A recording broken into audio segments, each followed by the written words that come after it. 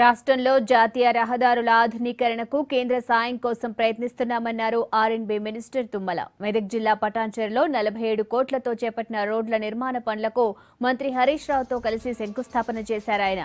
60 ఏళ్ల పాలనలో రైతులను అధోగతి చేసిన కాంగ్రెస్ టీడీపీలు ఇప్పుడు ధర్నాలు ఆందోళనలు చేయటం సిగ్గుచేటన్నారు తుమ్మల. గత ప్రభుత్వాల కంటే మెరుగైన పాలన అందిస్తున్న టీఆర్ఎస్ సర్కార్పై ప్రతిపక్షాలు కట్టకట్టుకుని ఇరుకున పెట్టే ప్రయత్నం చేస్తున్నాయని హరీష్ రావు ఫైర్ అయ్యారు.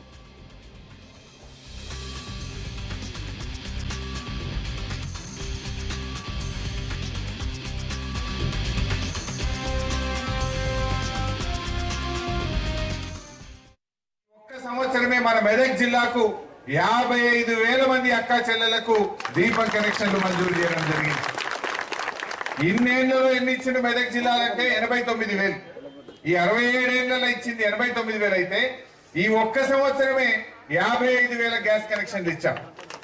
మొన్న మా మంత్రి గారిని రాజేంద్రని అడిగినాం, అన్నా మాకు 55,000 సరిపోతలేవు, ఇక అందరికీ ఇచ్చేయాలి, మిగిలిపోయిన వాళ్ళు బాధపడుతున్నారు అని చెప్పినప్పుడు మా రాజేంద్రని చెప్పిండు, ఈ దసరా బతుకమ్మ పండుగ సందర్భంగా మీ జిల్లాలో తెలియజేయండి, మీ జిల్లాకు ఇంకో 50,000 కనెక్షన్లు కూడా ఈ సంవత్సరం అందజేస్తా అని చెప్పడం జరిగింది.